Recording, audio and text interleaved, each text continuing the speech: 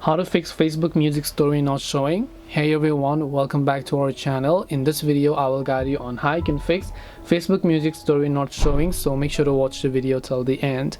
So if you have been using the Facebook application and the music story is basically not showing up and then you want to go ahead and then fix it, how do you do that? Well, it's actually very simple. The very first thing that I want you to do is just simply try to create a story, and then let's say you're trying to add a photo and you're trying to add music to it. By tapping the music option here, you'll be able to see a list of all the music. If you don't see the music that particularly you're looking for, it just means that song or that music doesn't exist in Facebook library, because you have to understand that Facebook is not a library. It is not a library of songs. It's just a social media application. Now instead, if none of the songs are working for you, what I wanted to do is make sure you're updating the Facebook app to the latest version. As you've done that, that should definitely help you any general issues you have with the Facebook app itself.